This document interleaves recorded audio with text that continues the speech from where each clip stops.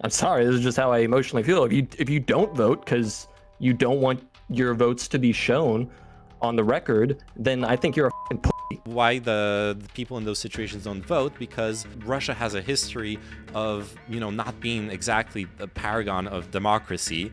So it's understandable that people don't want their votes to be part of something that they are afraid will not be legitimate in the first place. You can't conflate it with Nazism. Jesus Christ. Well, no, I say you probably would have been a Nazi if you were in Nazi Germany growing up. Like, you probably would have just, like, full-blown... You realize the Nazi government came into power through, like, legal election. And so the only path forward is violent coup, because you say... Depending on the situation, maybe. It's just too corrupt. I can't give you any analysis. There's no evidence I can give you. There's no, just take my word for it. It's too corrupt. There's nothing we can do. We have to break the Constitution. What evidence do you... Okay, wait a second. That would be a good reason to renegotiate. Do you deny the right to, like, personal property to the Ukrainian state to dispose of their own base? They could just roll in.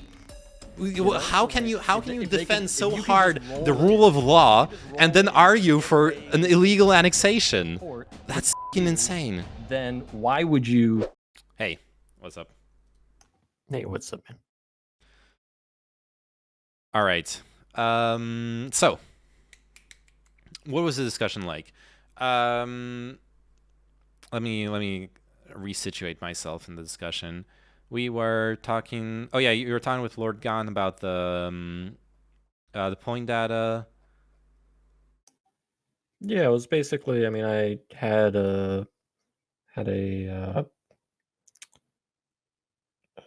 like a vague recollection or memory of, like, an impression, I guess, a vague impression that the referendum in Crimea separating was highly, highly controversial, and I just randomly decided to, just read into it, I guess, for whatever reason. And looking at all the polls, it seems like you could have predicted this was going to happen, like, absolutely, without a doubt. Looking at, when you say predicted this, what do you mean? UN polls. When you say predicted this, what do you mean? Some sort of secession, or some sort of there's another word for it, but basically wanting to exit Ukraine and either be basically, the polls make it seem like the Crimean people either see themselves as Crimean or they see themselves as, like, ethnically Russian. Not all of them, like, but yes, a significant majority. Not all of them, but and if they don't identify as ethnically Russian, I would have a good guess that there is a Crimean identity, based on looking at the polls, where it seems like they want autonomy, and so it just seems very... I was just sort of confused by that, because I was, like, looking back at it and it didn't really map to what I remember hearing about it, which, like, obviously I do know that, like, the Russian military rolled into Crimea. The extent that the military presence was there, or because there was, like, a certain amount of military presence there was supposed to be during the process, and, like, there was controversy over, like, there being more Russian military in Crimea, not in Sevastopol, than was supposed to be. I don't know how much of that, and I haven't seen any, like, hard reporting talking about that aspect of it, but it sort of feels like the narrative is like you're being sold without hard evidence that this the referendum in Crimea was just entirely fraudulent, just like they stuffed the ballot boxes, essentially. Okay. So it's sort of how I felt. Like, it was my impression of the story. So can I respond? Because you're going on and on. I'm just trying to give context of... Sure. First off, the thing is, there are really valid criticisms of the referendum. that have obviously the fact that there's always been like a strong independent and also in a certain part of the population pro-Russian sentiment in Crimea is undeniable. There are a lot of reliable sources that discuss that, but that doesn't make the referendum itself valid. Some of the most important aspects of the referendum being invalid are most importantly the fact that the referendum, the way the questions were made, if I recall correctly, the options of the referendum were presented in a dishonest way. Like anyone who studied polling understands that the way questions are put to people is extremely influential when you're polling. I don't remember the specific issues, but it was like really bad. I'd have to like look them up again. Then there is the problem of with this one we don't really have like necessarily good sources on it, but there's a problem of turnout. There are certain people claiming that the turnout was really low. Unfortunately, there were no international observers and et cetera to like really verify that.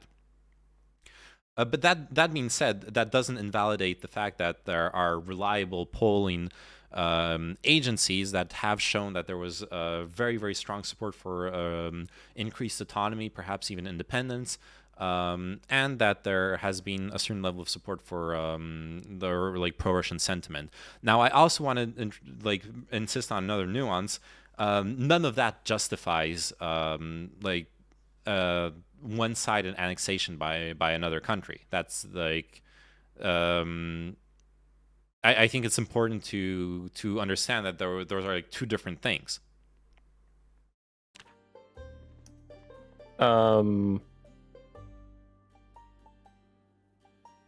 Okay, so I mean, I assume if it was not widely, massively popular to at least have independence from Ukraine and Crimea, I feel like there would have been some sort of civil unrest, some sort of anything happening in Crimea, similar to what has been happening in Ukraine.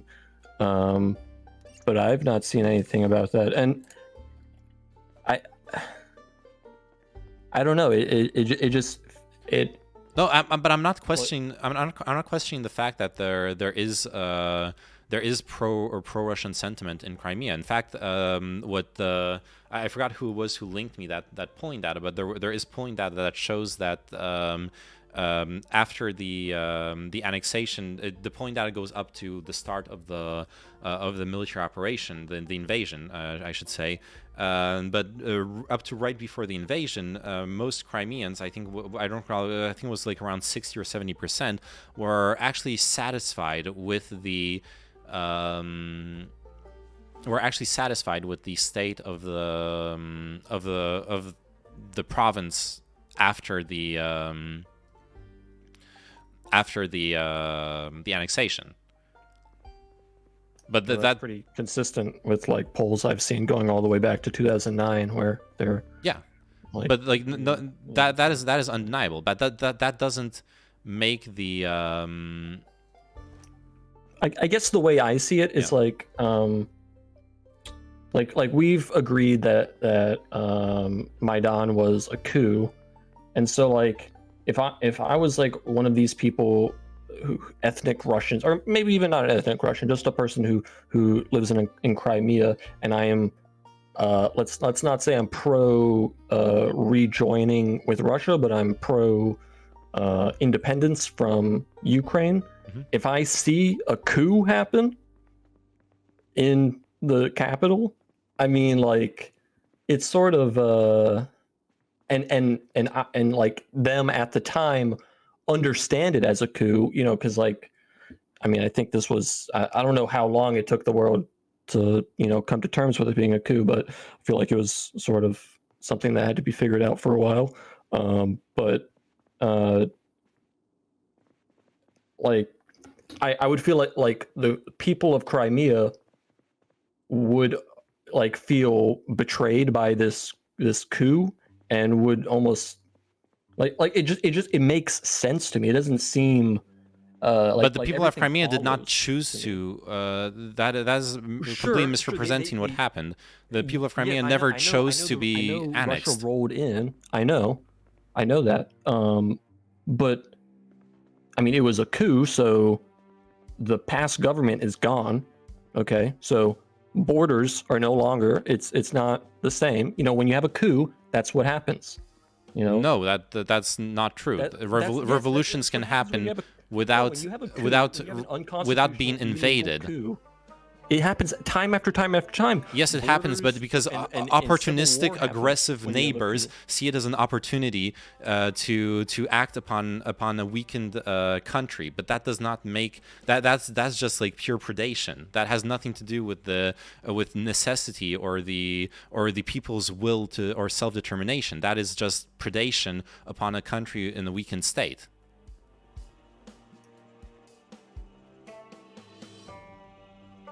I mean, I don't know. I mean, they're not the people of Crimea are not asking to rejoin with Ukraine. That is not what I'm discussing. You are presenting the fact that they you're presenting joining the coup as having led to the annexation by the people's will, by the will of the people of Crimea, when the annexation had very little to do with the people's will. No. What I'm saying is that I had an impression of the story that it was like it was totally against the desire of the people to be annexed by Russia. Oh, sure. Okay, yeah. The media portrayal of the it's- situation was very, very politically motivated. Absolutely.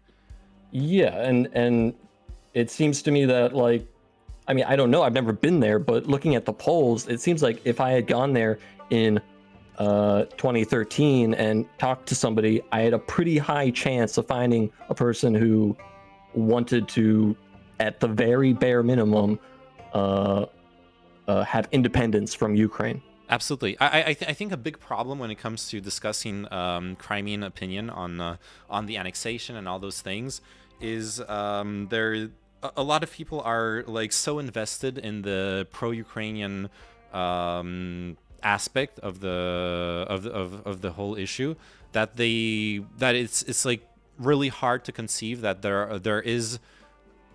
it's really hard to conceive that the Russian aggression actually was seen positively in this specific instance by the people by the people there, especially since Russia was able to annex it basically bloodlessly through the which probably plays a big part in the people's opinion. I would be very, very curious to see whether they still whether the positive view of Russia is still the case. Between on the one hand, obviously the media intake in Crimea will probably is mostly Russian state-controlled media, and on the other hand, the fact that the consequences of this have basically led to a war. Now, I understand that a lot of people also, especially if they're pro-Russian, they see the war as the fault of the West or of Ukraine, but I wonder if it maybe has potentially led to a change in opinion in Crimea, where people are seeing like, hey, you already got Crimea. Why are you now like turning this into a full scale war? We were perfectly fine the way things were. I wonder if there are some people like blaming Russia for it a bit nowadays or not. Well, I mean, it's under. I mean, this is sort of the craziness of the situation. It's proof. We have proof that Ukraine has outlawed Russia, speaking Russian in public schools, and has also outlawed certain political parties that were like having to do with Russia. So wait, I need to like I need to nuance this. Like the Russian language, stuff, as far as I could tell, it wasn't like you're going to be put in prison because you speak Russian. It was like it was an administrative decision to make the the official language of Ukraine, Ukrainian, and to enforce that in administrative services and all sorts of things. It's not like I remember seeing those interviews on like RT where the shopkeeper was like, "Well, I could no longer put up signs in Russian." My understanding is that was like moral panic. You could absolutely still have signs in Russian, but you couldn't file your paperwork in Russian, which is problematic in and of itself. I'm not a big fan of what they did with regards to that. I think they. I think they should have done like a better job at being accepting of the Russian population, because it's not an easy thing to like switch languages. I imagine there are a lot of people who speak, especially older people, who speak Russian and don't speak Ukrainian, and like denying them access to administrative services is really rough. I don't want to minimize that. I think that sounds really awful to me. I mean, like, we in America have documents, tax forms for all the languages. I mean, America is exceptional in that regard, though. You have to also realize America has no official language, and that is enacted on all levels of the government in a very, very accepting way. I don't know. It still sounds targeted to me. I mean, like, why would you have to? I mean, is it like? I don't know. It feels like a very nuanced argument that, like, oh no, we have to get rid of the Russian documentation because we're spending so much on accounting and having somebody who can both read Russian and Ukrainian.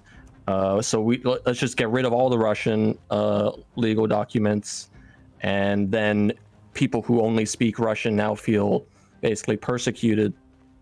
You know. Yeah. I'm just trying to like contextualize. I'm trying to like take Russian out of it and like say, Spanish or some other language or I'm trying to recontextualize it and put it in different scenarios so I can try to just wash any of this bias. I think well, to put it in perspective, this is something that many countries had to go through. Some form of cultural, what nowadays we would have to call cultural genocide. So like France did this to its own local dialects. France basically eradicated the Breton dialect and the Basque dialect and all those things when France, if I recall correctly, it was the 18th century policies to unite, to make the language of the country uniform. A lot of countries all across the world have to either deal with multiple dialects or multiple languages within their functioning and in their administration, or do a push towards uniformizing the country.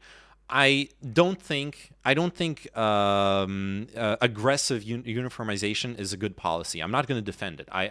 What I've read about the Ukrainian policies, I'm not a big fan of them. I think they were pushing too much too fast. You need to go very progressively. You need to allow people who don't speak like older people who only speak Russian. You need to allow them to function in society and all those things. And you don't want to alienate people either, which apparently I don't know how many like Russian speaking Ukrainians in East Ukraine felt alienated, but there definitely were some, and I can understand that.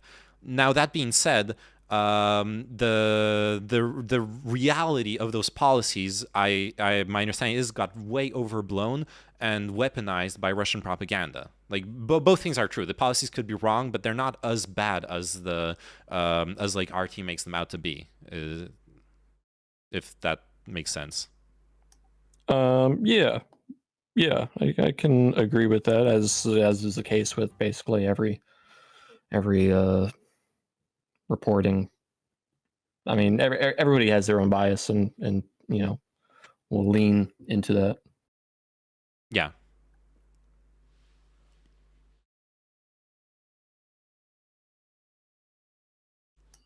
I don't know. I mean, I've been thinking about it, and it's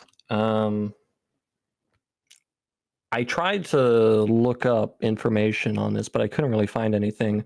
I don't know how, like, if there's a view on how you're supposed to approach an illegal coup as like and as like a previous ally of the country, a coup happens, like how do you approach that? Because I think it's on a case by case basis, right? So, it was something that I reproach towards the Russian government in the annexation of Crimea. One of their clear motivations was was the fact that they had the geopolitical capital in the lease contract of Sebastopol. The Sebastopol naval base is the only Russian naval military base that doesn't get frozen in at some point during winter. So it's really, really important for Russian naval military projection. That is undeniable. The lease was, I think it was a 100-year lease that was like, what, 10, 20, 30 years in. They were still going to have it for a long time. The post we've touched on this before, but like once the coup happened, I think all those legal documents are no. Wait, let me finish. The post revolution, there was no indication I could find. I looked for it. There was no indication that the post revolution government had any intention of reneging on those contracts. However, Putin has openly, like this is like open Russian statements, has stated that he felt like that the Kremlin has stated that it felt threatened, that it was anticipating Ukraine reneging on those contracts. It has also claimed that since the revolution happened, any contracts with the previous government are void, which is the justification Kremlin uses to claim that the invasion is not illegal because of the Budapest Memorandum, since the Budapest Memorandum was supposedly signed with the previous government. I think those are dishonest arguments. Because Why? the revolution doesn't was not going to entail a complete change in functioning of the country, or a complete change in foreign Says policy. who? We just no says who? They broke the constitution. It was an illegal coup. At that point, uh, Because representatives of the previous government are being forced out of okay, so the capital, out of the congressional buildings. I don't know what there is this thing that happens in democracies where the government changes every couple of years. That doesn't mean the contracts are suddenly void. That's through voting. That's yes, not but through the system of government that was going to be put in place after the revolution was going to be a democracy. Despite the revolution not being democratic, like that, clearly that's how a revolution works. It's not a democratic process. Well, it's not a constitutional process, but the government going to be put in place was going to be a democracy. I feel like you have a incredible onus of responsibility to prove that you have to enact an illegal coup to create a democracy, because and like the only justification for that could be that is literally the only path you have. No, people are being genocided. You're in death camps. Like that is the situation. No, where I'm not saying the coup was necessary, or I'm not saying that. I'm just stating the coup happened, but the coup didn't happen to put in place a military junta or a communist utopia or anything. The coup happened, and the plan was to put in place democratic elections and a different but still a democratic government. Because of that, I doubt that the government was going to renege on the coup contracts. Happens, and then who is deciding? Okay, we're going to make a democratic country. Is it a Congress of everybody from the country, or is it what happened? Enactors, the people who forced the other people out, who are then making those decisions, choosing who is involved, contacting other nations. They're the in-between. So it's a power grab. It's a coup. Yes, I know what a coup is. I'm not dude. You need to wrap your head around this. I'm just doing a description of what happened. Like I'm not trying to turn this into a debate about whether coups are bad or good, because that is inconsequential, completely inconsequential to the discussion. All that happened is there was a revolution or a coup, and they're both being the same thing, and the interim government that took power in the coup put in place democratic elections. and a Democrat government Okay, with but a liberal stance usually not always, obviously there are always exceptions, but usually is one that respects international rule of law. Their okay, but they've international rule of law already means they're going broken. to No, they already respect broke their contracts. own constitution. Okay, they just demonstrated that they will break the law of the constitution to force people out and get the people in that they want through violence. Okay, so given that, why should anybody respect any of the legal documents signed by a previous government who is no longer there? Because the new government showed no indications of reneging on those previous contracts. Okay, but There's when I sign a contract with somebody, we're basically both agreeing that, or not even agreeing, but we sort of have an understanding that the the world around us, the physics of the world around us, is not all of a sudden going to change, and then uh, something is possible that wasn't possible. Okay, um, I sign okay, let me just put myself in Russia's position. Okay, I sign a contract with Ukraine Mhm, to rent out Sebastopol. Okay, mhm. Ukraine shows that, and I'm just personifying everybody here. Um, Ukraine decides that they want to break their own rules, break their own law, and restructure the organizational government. All of a sudden, I'm no longer I no longer have an agreement with a country that is operating legally and in good faith and to their own rules as they say they would. I'm working with a unpredictable partner, somebody who will break the rules just because one political side wants to get a W. Not necessarily. Um, So I think it's really important to understand that the motivations, especially when concerning the the Maidan Revolution, the motivations are for a large part internal policy. The that is the corrupt state of the Ukrainian government. The fact that it was mismanaged for years caused a lot of discontent.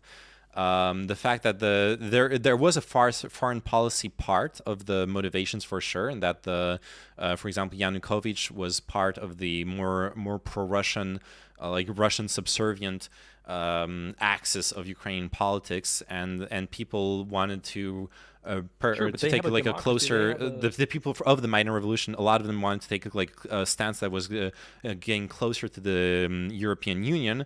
But the thing is, changes can happen.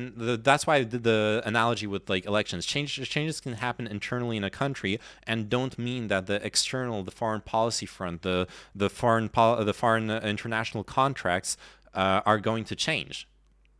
Listen, I hope that people don't enact a coup in America and then justify it by pointing out all the corruption in the past system. Because I know there's corruption in America, but I don't want a coup to happen and it be justified by pointing at no, that's not how democracy works. That's not how this whole thing works.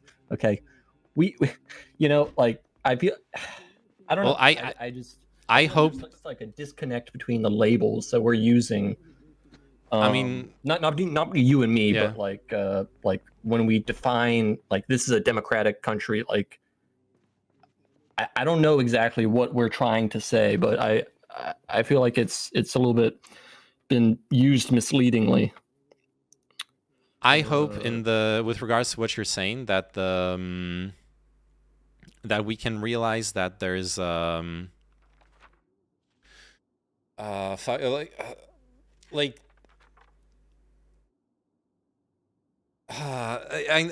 really I politically I agree with many of the Maidan's goals, okay, but just I I don't know where the root of this comes from, but when a coup happens, I see it as a huge fucking deal, and it has serious implications and consequences, and you don't get to just like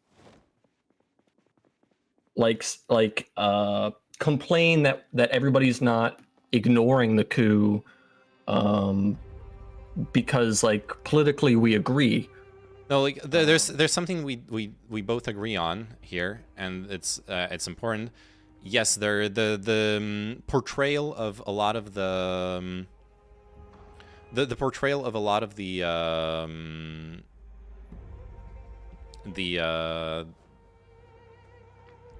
stuff involved with the Maidan Revolution and the war in Ukraine was very, very biased and politically motivated. That's just undeniable. But that doesn't invalidate the like what I'm talking about. I don't think it invalidates it.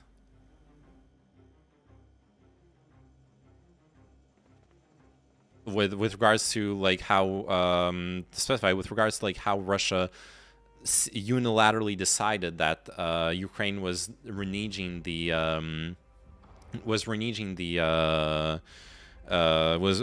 on international contracts. There was no indication that it was going to, and honestly, there was very little reason for it to. That would be really fucked up internationally, because it would give. Because in the first place, it would actually give Russia very, very good reasons and motivation to take aggressive and retaliatory stances against Ukraine, which they just did preemptively. They assumed there was going to be a problem. If I'm just going off of like good faith, what Kremlin was claiming to be the reasons for their for the annexation. And that's fucked up. Like you can't punch someone because you think, oh, maybe they're gonna punch me. That's super fucked up. Like from a moral perspective.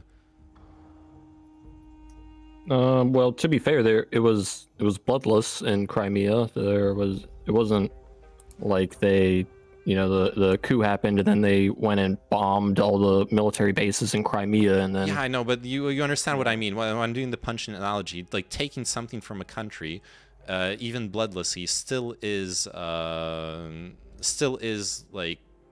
So what about the coup? Because this is the thing. It's like I see Ukraine, they break the rules, and then I see Russia break the rules, and it's just it's like, can't we just? All right, that because happened. The rules they broke the internal rules of the country. They broke the constitution, but they didn't break the international treaties with Russia. Like I don't understand why that's. Have a coup, your legal you are not the same government. It is no. That's a bullshit argument. That's a bullshit argument. No. It's a rhetorical argument to say that is not the case. Okay. I'm sorry, but that's the truth. You can't break your own constitution. Okay, so Ukraine reinstall people in power and then pretend that you're the same government. You're not. That's okay. So Ukraine is no longer part of the UN, right? The Ukraine also can no longer is no longer part of the what was it, the NATO plan for peace program, because they had a revolution. Dude. It could be readmitted and people on a individual basis can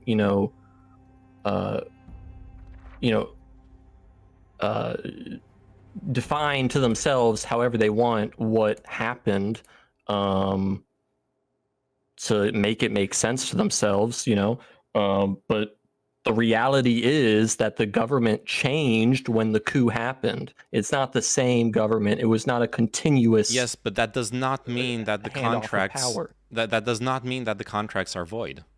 Why not? How is that possible? How can two separate organizations that are not connected through a handoff of power,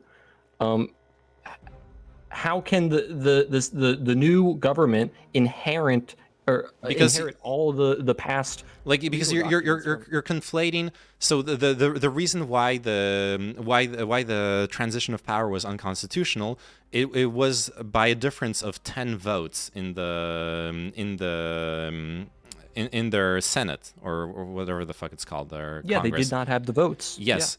Yeah. 10 votes out of, if I recall correctly, what was it, like Yeah, they did not have 300? the votes. Yeah, and if it was one vote, it would be one vote. They did not have the. You understand there's levels of unconstitutionality there. There's levels of the government. No.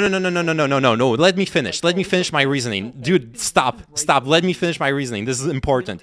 You're claiming you're presenting on the same level of like a violent transition of power. You're presenting on the same level, say like Myanmar, the government just fucking evicting everyone and taking power.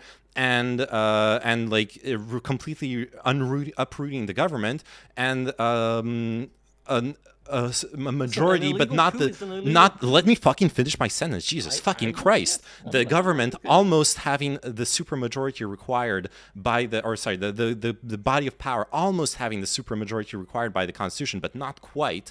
That the fact that there was already a supermajority, but that was barely not enough to satisfy the rules of the Constitution, should matter. It should matter to realize that it was as close to democratic or constitutional as it could be without being constitutional. Why do we have a number at all? Why do we say? I'm not saying this to argue that it was. Yes, it was illegal, but it still was. You can still draw nuances in illegality. Is that impossible for you to do, to understand that there are nuances in the illegality? That it's actually it was actually pretty fucking close. That there was a continuity in the government when the majority of the people in the government still voted for the change of government. There is a continuity there. So it's okay to expel. No, I'm not making an argument about what is okay, what is just. I'm making an argument about the continuity of the government, because you present your argument as there being a break in the continuity, which I think is false. Republicans to enact a coup in fucking America and start hearing all the same fucking justification. Okay, that's where that's the craziness I sort of fucking feel is coming down the pipe. Okay, it's just I don't know, man. Yes, but look, okay, that's another thing. But all I'm saying is you made the argument of continuity as being a reason for breach of contract, and I'm saying there is a continuity despite it being a coup. There is a continuity between pre-2014 Ukraine and post-2014 Ukraine, and that's the difference between other governments that had to go through revolutions.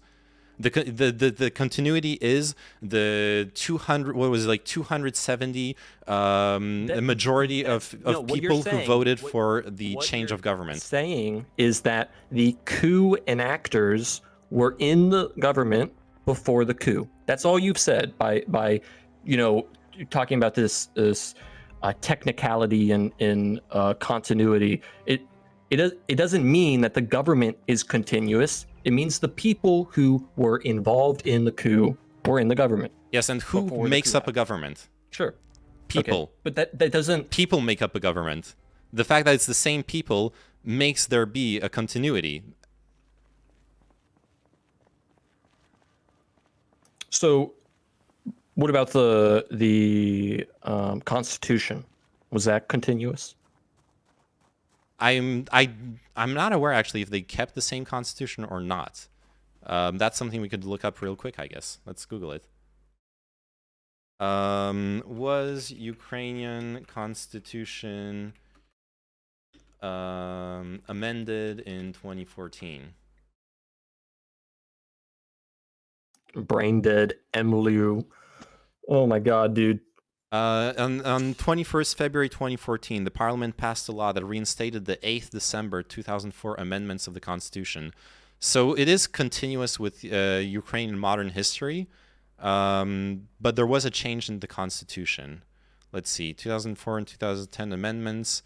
2004, they passed a law amending the Constitution with 90% majority, blah, blah, blah. Doesn't really say what the law was. In 2014, they reinstated the 8th December 2004 amendments.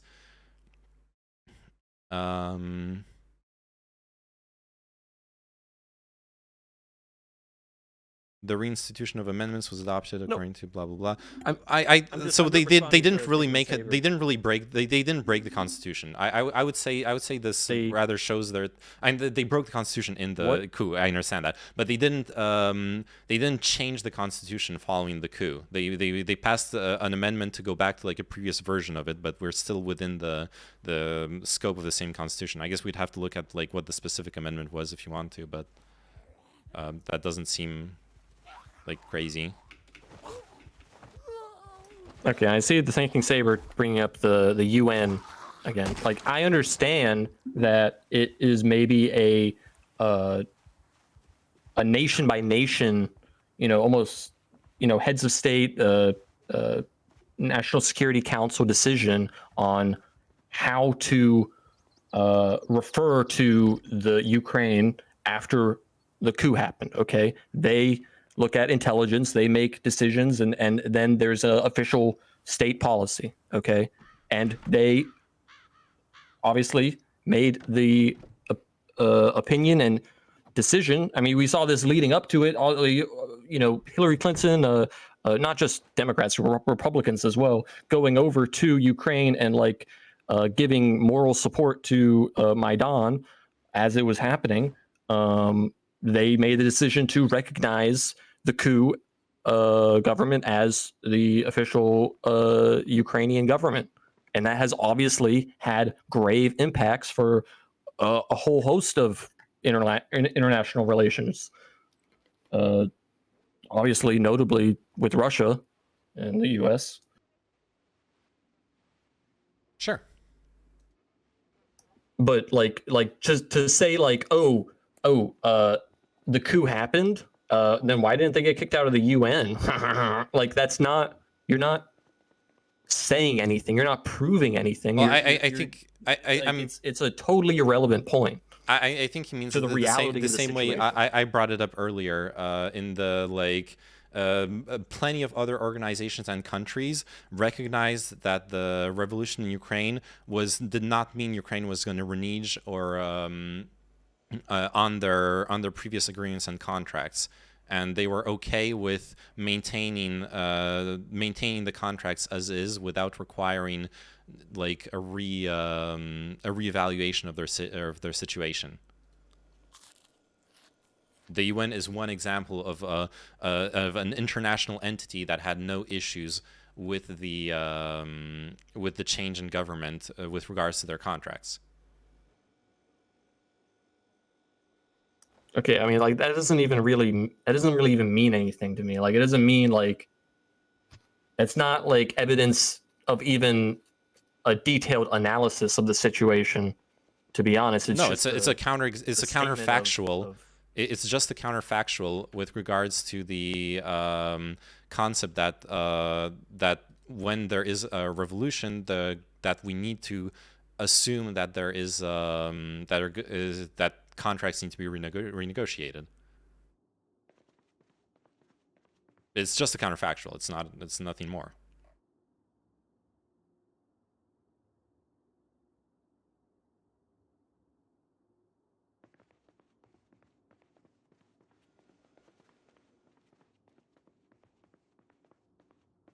What is he saying? The current government is illegal or what? So technically, when the Maidan Revolution happened, and I'm like, this is something that is just objectively true. The requirements of the Ukraine constitution for change in government were missed when the vote happened to evince Yanukovych, were missed by 10 votes. So the person I'm talking with grants a lot of importance to the fact that the revolution was a coup, was unconstitutional, which is true, and we are discussing right now what originally we were talking about how polls show that that Crimeans tend to the polling in Crimea seems to go against the like Western view of how Ukrainians see the war and the conflict and all those things. specifically like how Crimeans see Ukraine and how Crimeans see the separation. Well, it was more like generally people just lump Crimeans into the same bucket as Ukrainians, because I think it's fair to say most Ukrainians aren't happy with what Russia did. But it's interesting to see that there are certain trustworthy polling sources that seem to show that Crimeans, until the invasion, until the 2022 invasion, the Crimeans were actually, according to like neutral polling entities, they were actually happy with the Russian occupation. For what it's worth, you could argue that there may be different factors at play there as well, which there are certain remarks that are completely fair. And I want to push back on Scoopsru right now, because, like, if you have any evidence or any proof that you've seen showing that happening, I'd love to see that. I have not seen any proof of that happening. I've seen claims of it happening. Innuendo that it was happening. It makes sense. A lot of military, Russia. It's a feel-good story to me personally, just, to expose my own liberal bias. I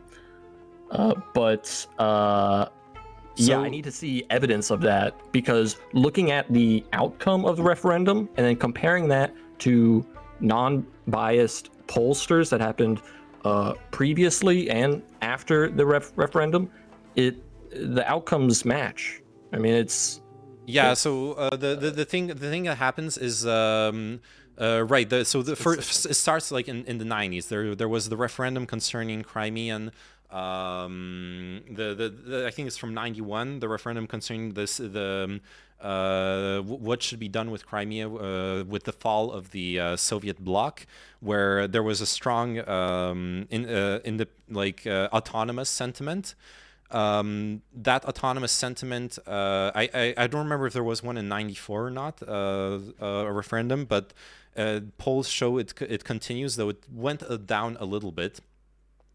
And then from 2008 to 2012, the UN was had poll data on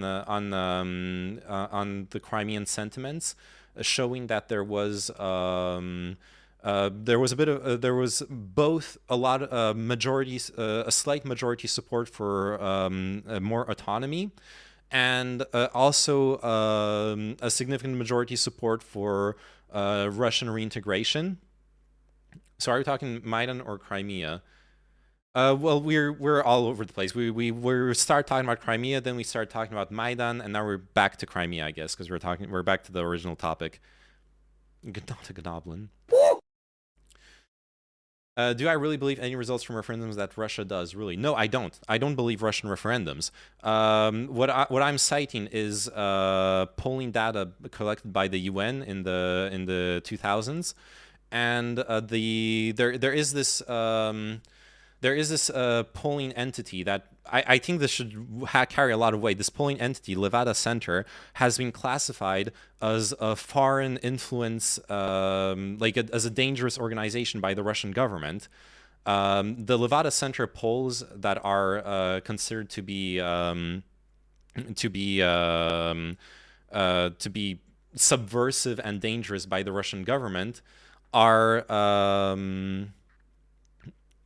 show that post 2014 there has been positive sentiment concerning the annexation as a majority, not as strong as the referendums. The referendums are clearly fake. They go to they claim 95% of people wanted the annexation, which is fucking batshit insane. Well, there was also weren't the Tartars, or basically people who were against it decided not to participate, and so obviously people who are voting for it would look overrepresented.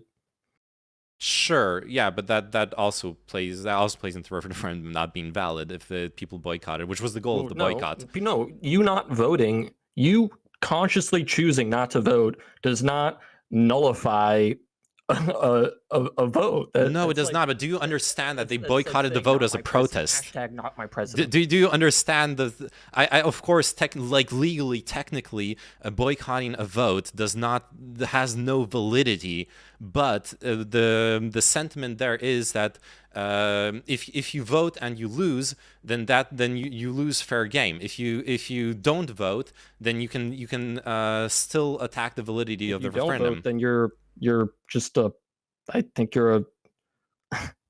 I'm sorry. This is just how I emotionally feel. If you don't vote because you don't want your votes to be shown on the record, then I think you're a fucking pussy. Okay, Sure, like that's what I that's your think. opinion. Okay, cool. But all I'm saying is why the people in those situations don't vote, because they and also Russia has a history of not being exactly the paragon of democracy.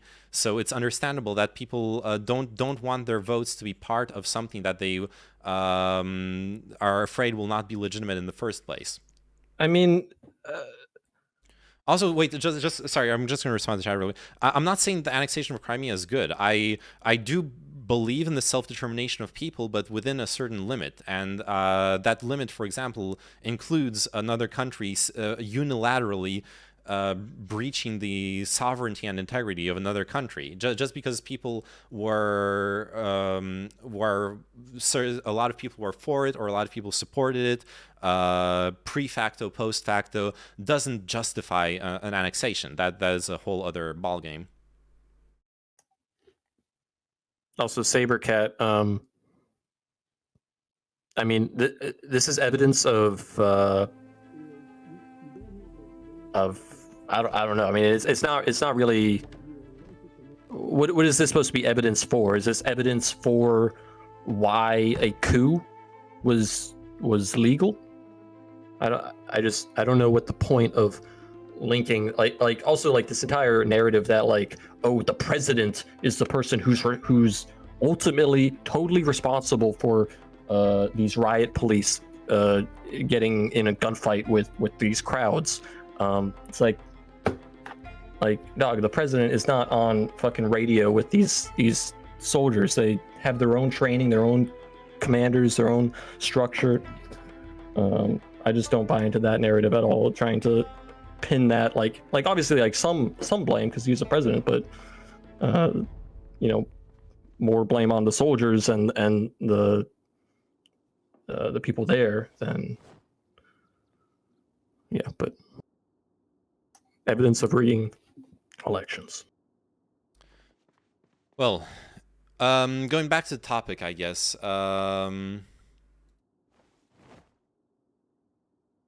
Are we gonna? Oh yeah. So fuck. So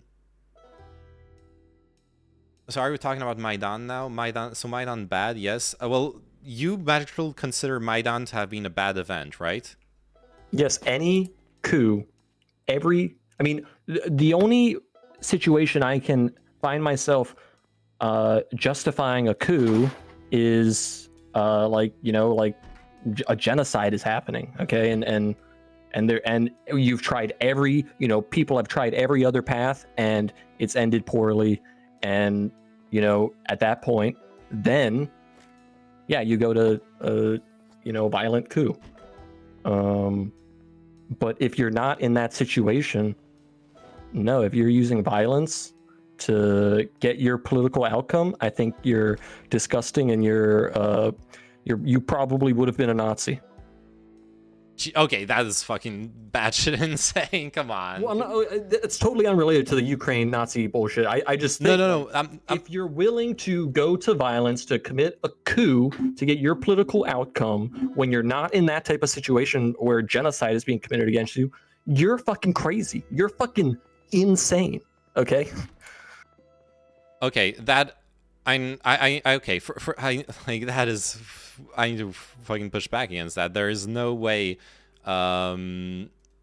you can't call conflate it with Nazism. Jesus Christ. Well, no, I say you probably would have been a Nazi if you were in Nazi Germany growing up. Like you probably would have just like full blown. You realize the Nazi government came that's into power through like legal election and like legal processes, constitutional processes. Like that is a weird fucking analogy to make. And then what did they do? They took out the socialists, the liberals among them. Okay, they got rid of the other side.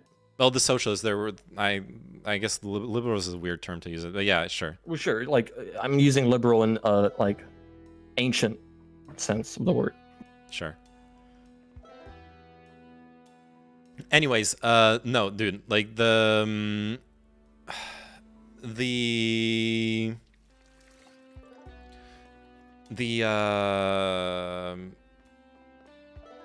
I guess this goes back to the argument I was making. There are levels of nuance in. Yes, Emily. I'm sorry. I just have to respond to Emily. I'm sorry. You're so fucking dumb if you think you cannot go through a process of investigations to prosecute people.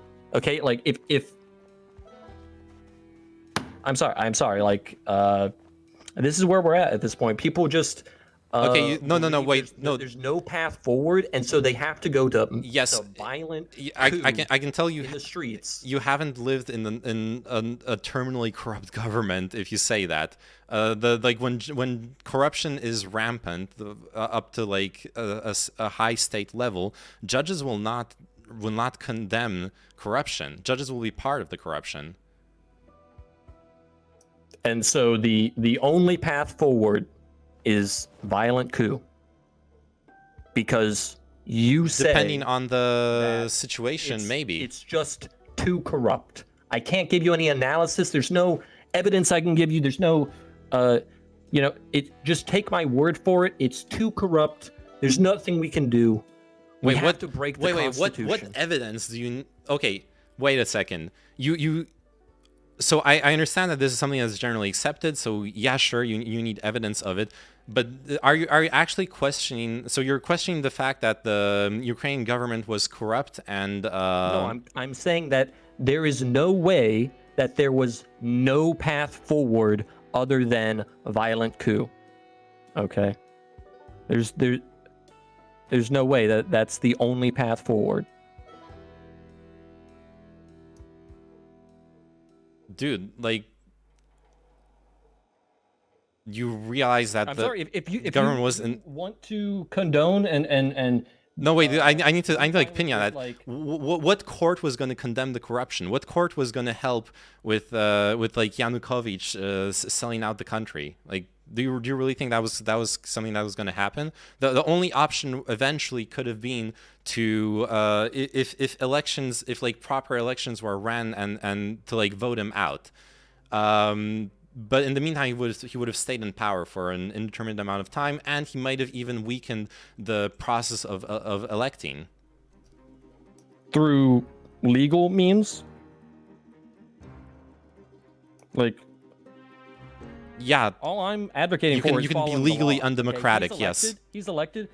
As an elected official, you have certain rights to do certain things, whatever that is in your country by the law. That's the law. I mean, I understand. I sympathize. You understand with corruption. I get it because it's fucking the like plausible deniability, sort of in the gray zone. The law isn't morality. Corruption is very difficult to get rid of and can be extremely destructive to a nation and cancerous on a nation. But that doesn't mean you go to violent overthrow of the government. The law isn't morality. I'm sorry. I guess I'm a very unique type of left-minded individual who feels this way. Can you respond to this? Like you're putting up the law on this like pedestal.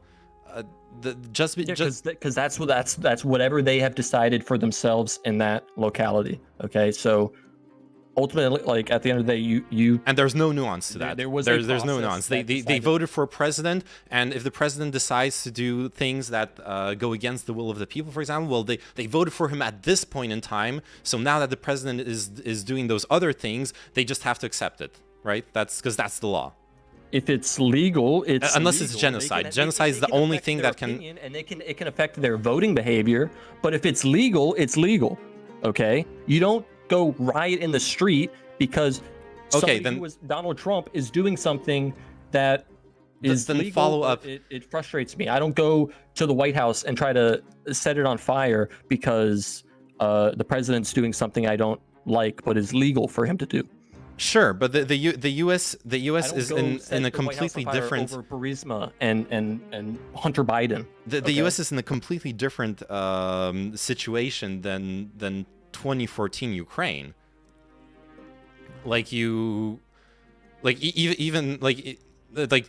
Trump is, as far as corruption and rule of law and integrity, outside of fostering the sentiment that caused the January 6th, the Trump government is still a lot better than Yanukovych when it comes to rule of law and respect of the institutions.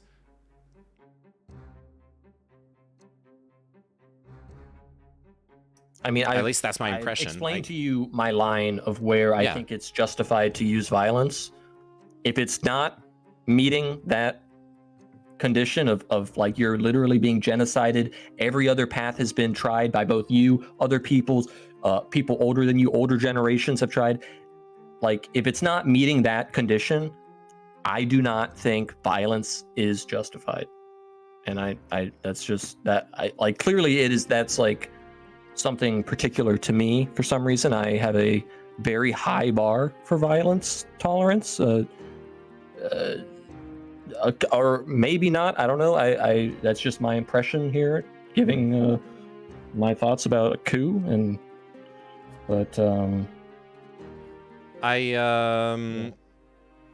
I thought we were mostly going to talk about the polling data and the sentiments in Crimea and stuff. So I didn't research the Yanukovych presidency and stuff like that. But I guess I need to look into it more to see if I can present you with arguments that would satisfy the bar for violence or not, discuss that. But I've given you my bar. It's you have genocide, to be, yeah. But yeah, come on, can you at least nuance that? Fuck's sake, because genocide, I don't know what definition you're going with for genocide, but genocide is the active extermination of an entire minority. Extreme, prolonged, intentional violence is being enacted against you by the state. Is another vague definition I can give. Okay, so intentional, prolonged, extreme violence. Okay. So like coordinated, planned violence.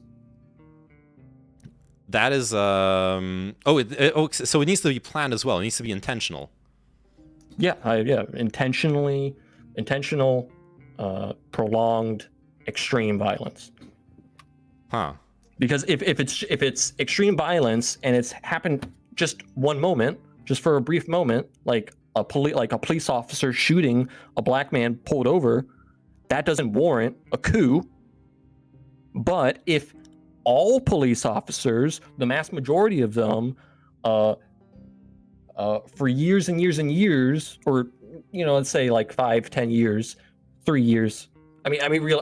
Realistically, if this was happening, it would be a big deal like the first week. But let's just say, a month straight, all police officers are pulling black people over and just shooting them for no reason, and then fleeing the scene. Like that would be, or let's make them federal police officers because that ties it into the central government. That would be a reason for. That would be some sort of justification potentially for people trying to enact a coup. I can at least agree on that. Yes, that would be a good reason to do a violent revolution if the police were fucking shooting black people in every encounter. Yeah, but if it happens just like in one moment, in one instance, yes, it warrants investigation and prosecution, not a coup. Sure. Yes, I'll also agree with that statement. Now let's take an example closer to the Yanukovych government. If you have a government that is being extremely corrupt, that is oppressing that is repressing peaceful protest with lethal action, that is To be clear, protest has been suppressed in America with lethal action before. Yeah, and that's fucking Not heinous. that different from America. And that's fucking heinous when it happened. Yeah. I mean. Oh, you mean yeah, like people, like soldiers shooting at crowds is awful. Crowds running into soldiers shooting at them is awful. Soldiers, potentially soldiers were receiving fire and didn't know who, and it was a chaotic situation. So like everything about that is bad, okay, is awful. No, but fuck, dude, you have to understand, in Eastern Europe, the leaders like Yanukovych are actual threats to the democratic process. Like, you have that right now in Poland. When they are elected through the democratic process. And okay, I guess we're going back to the Hitler analogy. Nazis were able to be a threat to democracy, and yet also were democratic, like accede to power through democratic means. Yeah, I never said Hitler did not ascend to power through democratic means. I don't understand. No, but you're asking me, how can someone who is democratically elected be a threat to democracy? Right now, I would argue that in Poland, for example, the Peace Party, and that's the reason why they were sanctioned by the EU, were enacting policies that were threatening to Polish democracy. Okay, so you're saying he was dismantling the election process in Ukraine. It can be more subtle than that. For example, the fourth institution of democracy, the press, was definitely under attack by Yanukovych's government. It doesn't have to be outright destroying the integrity of elections. It's usually more of a gradual process with those kinds of leaders.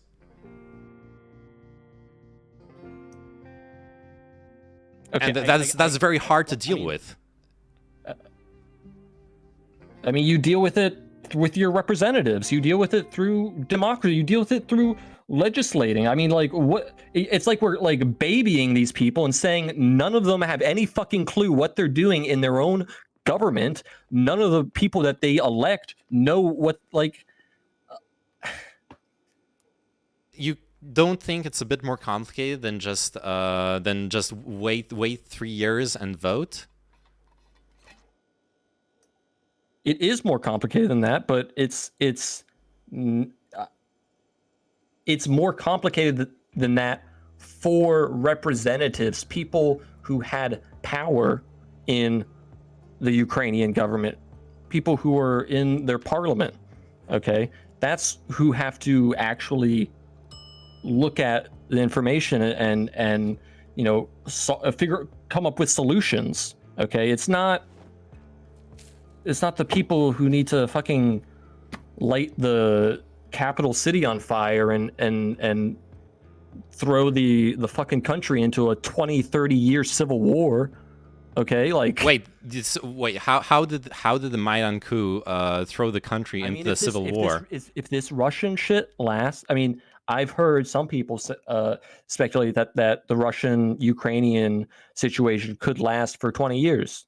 Yes, it could. If it lasts for 20 years from this moment, then that's 10 years past when Maidan happened, where arguably that's not the fault of the revolutionaries. Civil war over, like, that's Russia deciding to be an imperialist asshole neighbor who jumped on the opportunity of an unstable neighboring country, being an easy victim. It's extremely predictable when you have a coup.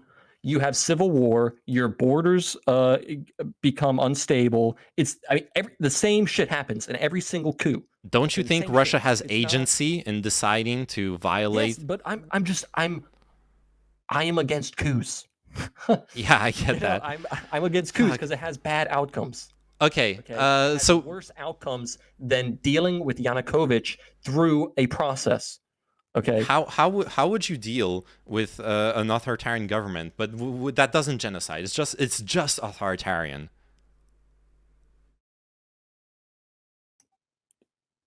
I mean, you're giving me sort of an abstract, like, No, I'm trying to enlarge your definition of when is a coup acceptable. So what is this country that is just authoritarian? I don't. A country that Like doesn't have that's already dismantled its democratic processes. There's plenty of examples out there. Okay, so it was a democracy. Then what happened? It was a democracy, then no longer is. So, for example, well, How did it? I struggle to cite Russia because Russia arguably never really was a democracy. But yeah, Like, if I can, let's take Russia. A monarch. Technically, Russia is has elections, but I don't think anyone would call it a democracy. Like, do you think a revolution would be justified in Russia, even if you're not being even if you're not being genocide, like violently targeted? No. No, it would be much worse if a coup happened in Russia. Holy shit. This is the fucking issue. We've convinced people that a coup is a better outcome than fucking trying to deal with the problem in a reasonable, constructive How do you deal with the problem? Holy okay, what is the other solution? What is the solution? How you don't like the fact that Putin has taken all the power and is enriching himself and all his cronies off of the government? What do? You're a Russian citizen. What's this path to what's the solution right now?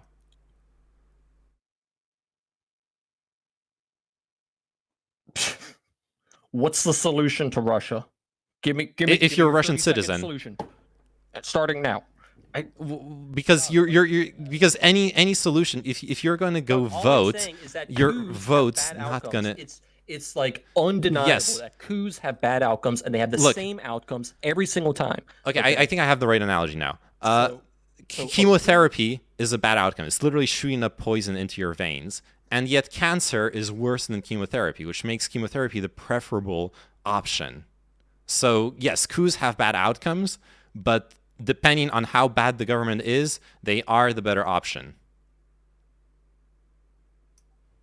Even you yourself have admitted an extreme situation where a coup is the better option. I think you're way too limiting on it, but no, I'm. Well, yes, I do think you're way too limiting on it. You have an obligation to not use violence in the world. Okay, that is like such a fucking responsibility to just. I absolutely do have a right to use violence to defend my own integrity. So it is.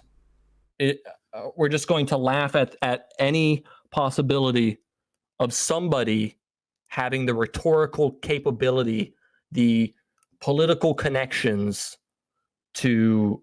Like, I don't even know what the goal of is that you're saying, like, how do you fix Russia? Like, what are you trying to get to? Like you say you because okay, so sorry, it's authoritarian. Yeah, let me clarify. Regime. Let me clarify what I was trying to get to. The issue I had is that I agree with you that a violent revolution probably should be the last recourse. I agree with that.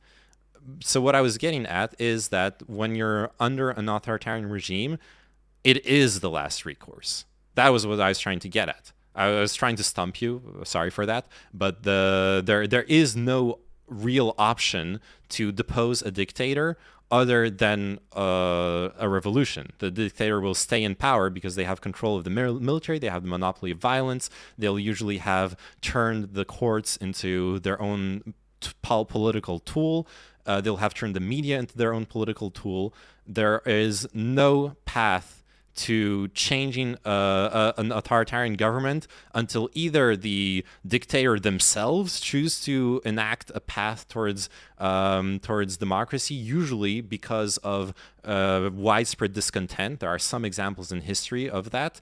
I guess like the constitutional monarchy of the UK would be one of the better examples of that happening. Widespread discontent, the protests, violent protests, by the way, say, which make the king decide, okay, we need to do some kind of compromise to release the pressure. But that still goes through strong shows of force in the street or with striking, etc. But if the dictatorship is actually has a total monopoly on violence, then the protests will not work. You're describing a scenario where you have tried everything. You're not describing a scenario where it's authoritarian and boom, you're straight to, okay, we need a coup. You're describing a scenario where it's authoritarian and you have tried literally everything already. So that's actually how revolutions happen, right? They start with discontent, they devolve into protests, the protests devolve into violence, and the violence either gets completely oppressed and extinguished, or it escalates into a revolution. Yes, it goes through those different steps. I don't think historically, apart from military coups, which just like happen like this because there's like a conspiracy behind them, like conspiratorial coups, I would say. The usually coups that go through a popular movement, they will go through all those steps, and they will only come up to being a coup because the government refuses to negotiate or compromise. They escalate, yeah. And that's what happened in Ukraine as well. There were protests. The protests became violent. I mean, that's partly what happened in Ukraine. Yeah, the Yanukovych government, instead of addressing the protests, there is no pure fled. There is no pure revolution where it's the people all rising together. No, there are people in power positions, in command positions, who are directing the coup, the revolution. Okay. Sure. Yes. That's just how it is. That's yes, of course. There were opposition parties that supported the protesters and all those things, of course. But that's not a counterfactual to what I'm describing. I'm just saying that you say that all the things need to be tried. I'm saying that all the things were tried. In fact, if you look at any popular revolution, all the things are tried in the process leading up to the revolution.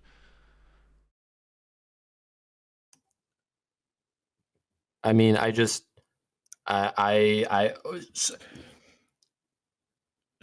Yanukovych was taken to trial. He was taken to Ukrainian Supreme Court for corruption, and he was found innocent. And the evidence is damning. If I go try to find this, no, they did not. They did not try to prosecute him because I don't even know. Many countries, in many countries, you can't even prosecute a leading. In many countries, you can't even. Okay. When you just, I mean, seriously,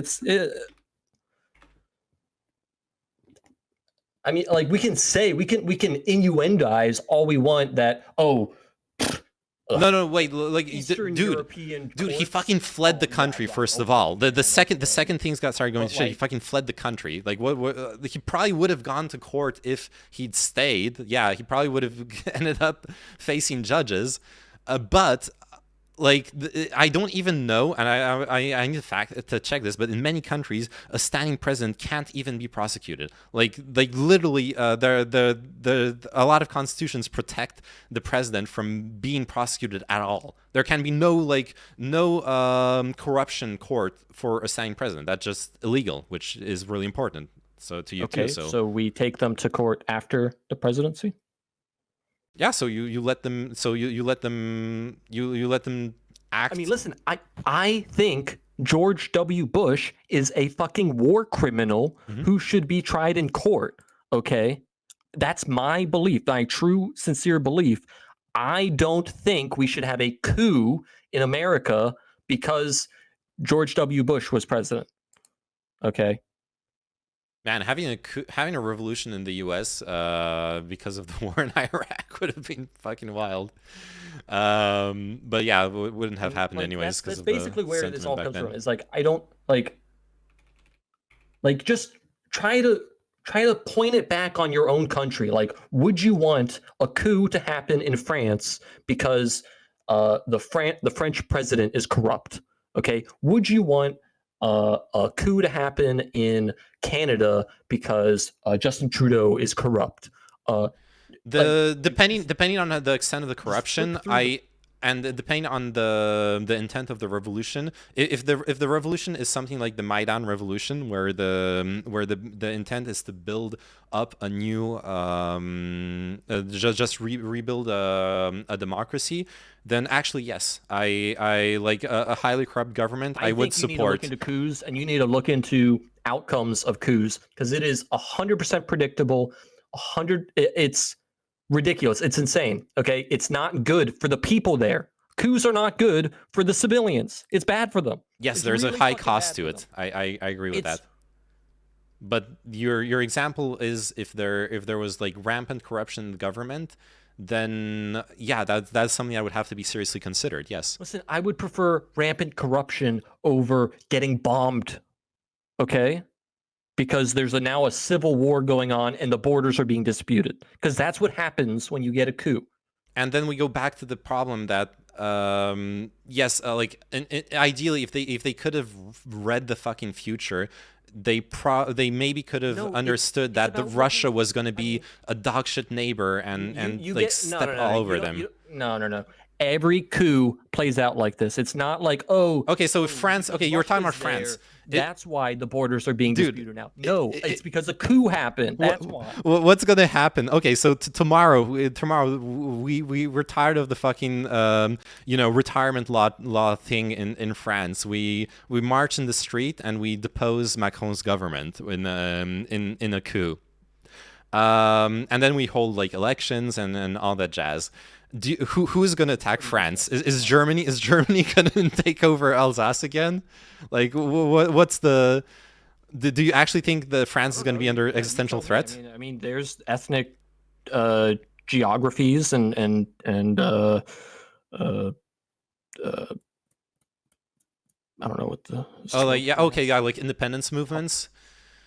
The closest, I guess, okay, to be realistic, there's two I guess there's two parts of France that have strong independence movements still, though they've been weakening over the years. I don't know if they're still relevant. At least for Corsica. The Corsican independence movement used to be really strong. They used to be the main terrorist threat in France. They would do bombings in mainland France pretty regularly, but they've become very unpopular. But then the one that I think is Guadeloupe or the Reunion Island that have had a heightened independence movement over the past years, but still not a majority movement. So I don't think those regions are like that unstable that like a revolution would trigger independence movements, honestly.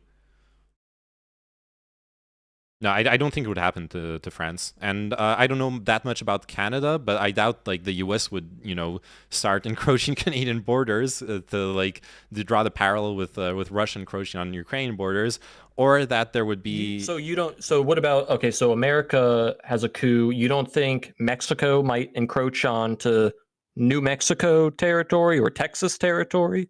You don't think that those borders might change and be disputed? No, but the U.S. is a really. Right now, the border is already hotly disputed along the border with Mexico, and there are cities along the border that is really. I mean, the way the borders are drawn, it's like fucked up. Absolutely, the borders would change. Yes, it would move. Yes, it would. That's my first time hearing about that. You've stumped me. There's like towns and cities that are like right. I think there's at least one city I know of that's like literally right on the border and cut in half. But like to this day, there's disputes surrounding it. I know there's like a history of the U.S. Mexican War and all that stuff, but like disputes where like the border wall doesn't actually match up to the quote unquote border, and so like you can. On the Mexican side, you can like walk to areas where technically you're in America, but you're not across the border wall, and also on the opposite side, sort of going the other way. Okay. But that's different from a territorial dispute. Like you can agree. Well, yeah, like I said, I know at least one city that is literally on the border, cut in half by it. Yeah, but that's not the same as a territorial dispute. If there's a coup, okay, well. I can see that. I see a lot of similarities between a situation like that and a situation like Crimea. I think that's absolutely unrealistic. Like the fact that and I think it's an unfortunate. That's more the nature of the fact that you picked like the U.S. government as an analogy. Like you're talking about the number one military power in the world. Why, like even if it's weakened by internal instability, at some point in the next couple of years, the U.S. will sort itself out. If Mexico's fucking around, it will find out. There's no way the Mexican government. I'm saying that, but then there's the article about the No, I'm saying, Mexican like, wood elves. So maybe there's a maybe this I would be stupid enough to do that. If But people in a city right on the border identify more as Mexican than American, and America looks like it's just undergone a coup and is maybe not even America anymore, something else. Yeah, I can see, you know, Republican, don't tread on me, uh, type of American turds, uh,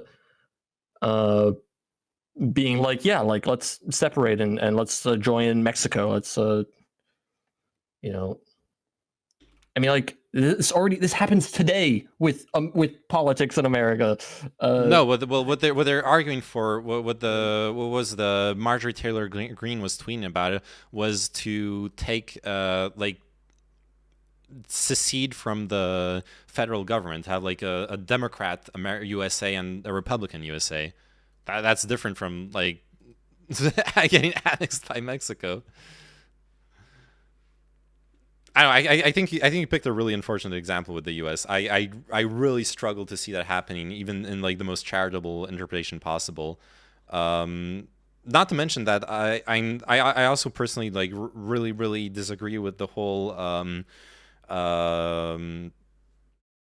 like people identifying as the country on the other side of the border, on this side of the border, means that there is a territorial claim to this side of the border. That's what happened with, like, the Donbass and Lugansk and Crimea. I don't think that's a good argument for territorial claim, even though it's being used for territorial claim, so it is what it is. What do you mean? I mean, if you view yourself as, as Y, Yeah, okay. It's just a reality of So how people are. let me turn it around. Are this heritage, and they feel like they want to have a connection to that. Sure, that government, that state. Let me turn the argument around. Right, you were talking about the cost of a violent revolution. That you should only do one when the benefits outweigh the costs. Right? Even if we disagree on the exact calculation of benefits and costs, we agree that you should only do a violent revolution when the benefits outweigh the costs. That's not how I reason about it. No. Okay. It's not an evaluation of the costs and benefits. It's not like that. It's like just a ideological. You don't use violence to. Damn it! I was a political goal. I was ranting about that, or I was ranting about the problem with the modern conception of violence earlier. Anyways, sorry, not to get sidetracked. Okay, because I feel like obviously self-defense exists, and I believe in self-defense. Sure, I feel like territorial annexation is a pretty violent act. Even if it happens bloodlessly, it's still violent from the perspective of international law. So it really shouldn't happen. It caused major instability and great problems down the line, even much bigger actually than revolutions for the most part, because now you've embroiling two or even more countries in a geopolitical issue. So whatever happened, I don't know. I can't help but feel like whatever happened in Crimea, I prefer that to what's happening in the Donbass region. And sure, I feel like people there would agree that they would prefer an outcome like that, as much as they might not like. Yes, a bloodless. They would prefer a bloodless takeover is better than an active war. Yes, but the thing is, you cannot dissociate the two. The two are part of both the bloodless annexation of Crimea and the ongoing war in the Donbass are part of an explicit plan by Russia to destabilize and regain influence and control over Ukraine. They are both completely connected and tied together, first off. And secondly, this is a false dichotomy. You can also just not violate the border integrity of your neighbor. Well, no, the Crimea, I mean, the Crimea was not part of some planned thing. It was in response to the coup. Well, the whole plan is in response to the coup. The coup meant Ukraine leaving or making steps towards balancing out or leaving the Russian sphere of influence. For the number one priority was the Sebastopol military base, and obviously the popular support for pro-Russian sentiment in Crimea also made it easier. And then the Donbass region was important to.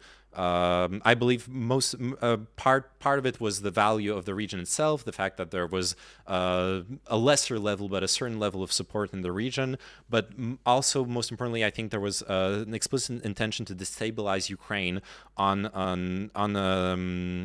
internal and international level. For example, the fact that Ukraine has been in active combat and active war instability since 2014 made it ineligible for many international initiatives such as NATO, the EU, etc., etc.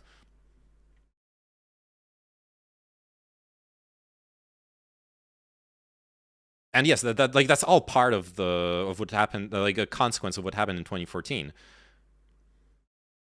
of the Maidan Revolution.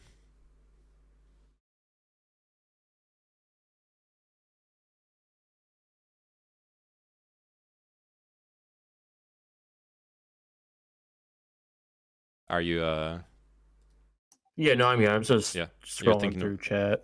Oh, okay. Can you? I guess I'll get no response. Y'all are wild. Yeah, the politics chat is wild and Ignatius. Crimean Tatars have been oppressed, genocide, and deported since Russia's Tsarist era. True. Okay, I need to fucking look this up. Can you take Ukrainian president to court? Oh, ask ChatGPT. No, ChatGPT makes shit up. I don't want ChatGPT's opinion on this. Well, you can ask it to cite as well, and it'll cite. Okay. Okay, I got 1996 a Constitution of Ukraine. I don't know if that shit's in the Constitution. Like, fuck. I know, like, in France, you can't prosecute the president, but... All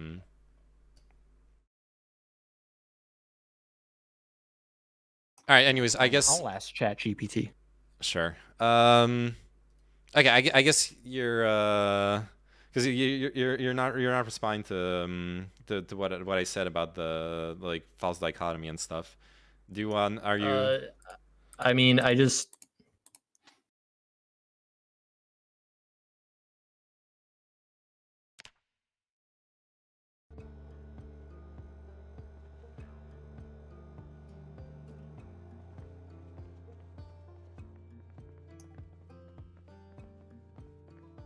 I don't know. I mean, I'm not quite sure what you mean by false dichotomy, to be honest. Well, because you told me that you asked me would I prefer the bloodless annexation or the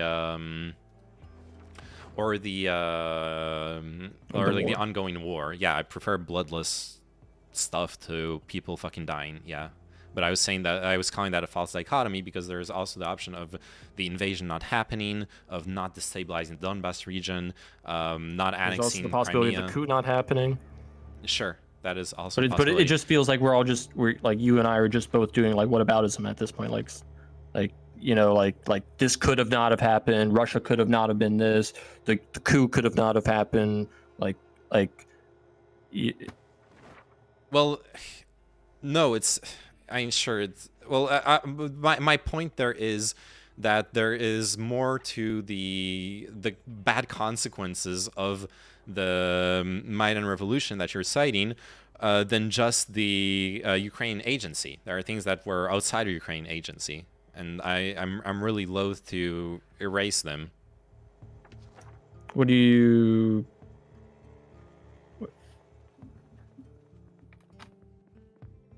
What do you mean by outside of Ukraine's agency?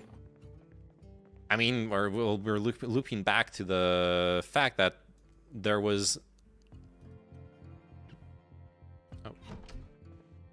no need for Russia to invade.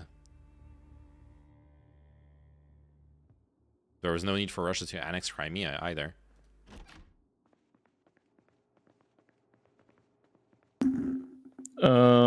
There was, I mean, there is a, like, I have the belief that the legal documents are null when you have an illegal coup.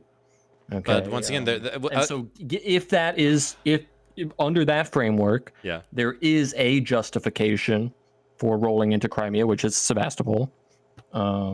Well, no, if the legal documents are null, if you want to respect legality, if the legal documents really are null, if you truly believe that, then you should just take your naval base out of Sebastopol. You take your boats out, or you renegotiate a new contract. Well, if that naval base is key to their national security, then that would trump. No, that would be a good reason to renegotiate. Do you deny the right to like personal property for the Ukrainian state to dispose of their own have to renegotiate. Own base? They could just roll in. How can you defend so hard the rule of law and then argue for an illegal annexation? That's fucking insane. Then why would you negotiate with this freshly couped government? Like just from how can you argue like playing a real-time strategy game? Not realist politics. No. Wait. Expansion for free, and they won't attack it for 20 minutes. Why would you go to your normal expansion and get less resources if you know you can take? So after we spent hours where you are defending rule of law as one of the utmost principles I'm not defending what Russia did here. Okay, do you understand? I'm not defending Russia. What I'm upset that Ukraine has participated in things that are like just as bad as a lot of the things that I see Russia participate in. A coup is fucking. I mean, I've gone over this many times, but I think coups are really, really bad, really bad. And don't you think that there are different types of coups? Like going back to that. Yeah, there are, and how bad is the Ukrainian coup? All things considered, bad. Extremely bad. Why? Because it's a coup. But then you're not distinguishing between coups, right? Like, it's an unjustified coup. I mean, the Ukrainians that participated in it saw it as justified. I don't have to get into the degrees of blood spilled. It's an unjustified, illegal coup. You don't consider the fact that it's almost within the extremely high bar set by the Constitution as making it pretty close to legitimate. You don't almost get to depose the president. Well, it depends if you want to, because you almost got to the required votes. That's just not fucking how it works. And if that's how it works, we're not talking about democracy. Okay, we're not. We're talking about just mob rule, like point blank, period, done, end of rule. There's no point in even writing down in order to have a constitutional process to remove the president, but you need X, Y, and Z to happen. You need to also understand the context at the time. Just get your pitchforks, like it's not just go to the White House and it's not have your mob way. rule. It's first off, it is a big majority, and secondly, the Yanukovych government was already in exile at that point. Right. They had fled. They were no longer acting as the government. To do whatever you want with the minority party politics and no, break the law. No, it's not. But there are extenuating circumstances to the Maidan Revolution that I think you're completely undervaluing. I mean, okay, so like basically, it just comes down to, I think it was unjustified. You didn't have to do a coup. The outcomes of the coup are extremely predictable. It is exactly what we're seeing today. I And don't yeah, I think they mean, were and predictable at all, but in a coup scenario, you should expect your neighbor countries to be encroaching on your territory, because the territory that was quote unquote Ukraine, that Ukraine dissolved and disappeared into mist, and then a new Ukraine appeared when the coup happened. Okay, like a puff I've of already smoke. established that there is pretty strong continuity between pre and post 2014 Ukraine. The government mostly stayed the same.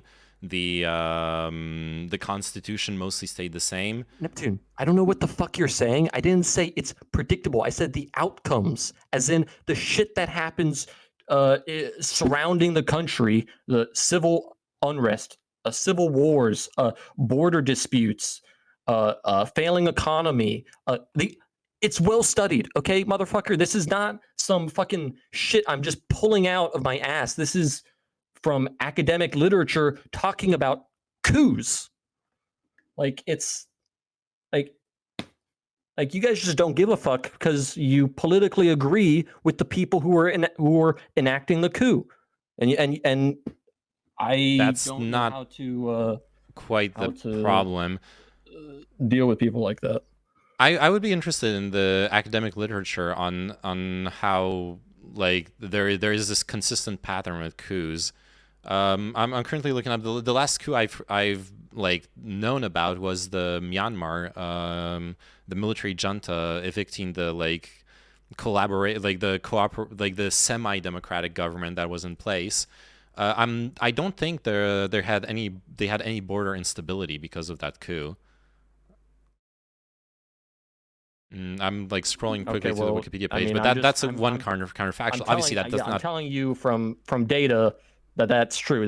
That's what Okay, happens from coups. It's predictable that you'll I have understand border that. disputes. Obviously, this is just one counterexample that doesn't counterfact the data, but I would like to see that data. I would be interested in it. Like not now, obviously, you probably don't have it at hand, but like for the future, if you can find it again, I'm interested. And don't reach out too much. Chad's bullying you hard, and like also I'd rather like if we're talking, I'd rather like talk with you they're if just you know what I keyboard mean. warriors. I mean, it's like Like if we're talking, I'd rather talk like with you than like moderate a discussion between you and Chad or whatever. Or like I would also like I'm not saying you're doing that. You haven't. I don't feel like you've done that. But sometimes in discussions, people like like if people are arguing with two people at the same time, they'll conflate the arguments from the two people they're arguing with. Not that you've done it, and I appreciate that. But like I would like to avoid that as well. I don't want to defend like what someone says in chat if I disagree with it, but whatever. Anyways, yeah, doesn't no, I matter. got you. Yeah, we're looping, I guess. We'll just have to like agree to disagree, I think, at this point as well, because Okay, no this worries. has gone on for a Nept, bit. so Nept, you don't have any actual points to make, right? You don't have anything I'm sure. intellectual to bring to the table. You're just I'm sure Nept resorting to will ad if Nept wants because to, I'm sure he'll enjoy a long debate with you. But I'll let you figure that out with him. I want no blood on my hands. Okay. no, it looks like he's just been purely shit posting. Good God, no, he's just shitposting like a king. Probably true. Yeah, I'm sorry, by the way, everyone who's been like posting in chat. Like I said, during discussions with people, I rather focus on the discussion than on reading chat. So I really haven't been paying attention to y'all. Hope you've been playing nice, though. I saw some people were arguing with each other. Okay. Any last words? I should stop saying last words. That's like so ominous. A final statement, rather. I don't know, man. I just yeah, I don't know. Have fun with Outer Wilds, though. Oh shit! Yeah, I need to play the DLC. Yeah. Well, hey, sorry. I'm sorry. I guess. Yep, take it easy, man. Yeah. You too. Okay. Bye. He left. Okay. Anyways.